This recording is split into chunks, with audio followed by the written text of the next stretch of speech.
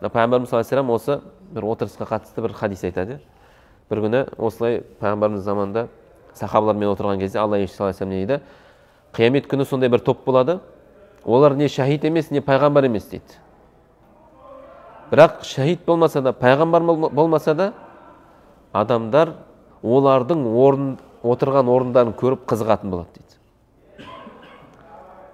Сонда сахабалар өзара әңгімелесіп кеткен екен де. Олар кімдер болады деп. Біреу айтқан, бұлар кішкентайынан Құран жаттаған адам шығар, жастайынан дінге берілген кісілер шығар дейді. Біреу айтады, ол Аллаға ешқандай серік қоспаған адам шығар дейді. Сонда Алла елшісі саллаллаху алейхи вассалам шығып не дейді?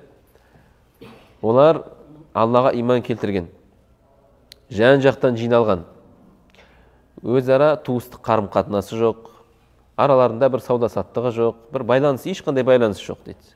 Бірақ бір-бірін Алла разылығы үшін жақсы көрген адамдар дейді. Бір мәжілісте бір-бірін Алла разылығы үшін жақсы көрген адамдар. Яғни олардың басын қосқан нәрсе не? Тек қана осы дініміз, тек қана Алланың разылығы деген нәрсе басын қосты дейді. Қиямет күні оларға Алла Тағаланың алдында олар үлкен мінберлерде отырады дейді. Сол кезде пайғамбар мен шахидтер оларға қарап таңғалады дейді. Мыналар кімдер еді? Не пайғамбар емес, не шахидтер емес.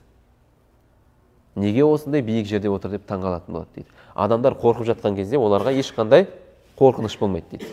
Міне бұл кісілерде ізгі амалда озық болған кісілер Алланың жақын құлдары болады дейді. Жақын құлдары.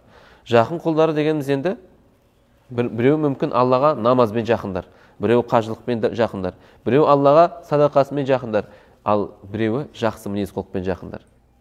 Пайғамбар саллаллаху адам жақсы мінез құлықпен түнімен намаз оқитын, күндіз ораза ұстайтын адам жете алмайтын дәрежеге жетеді деді.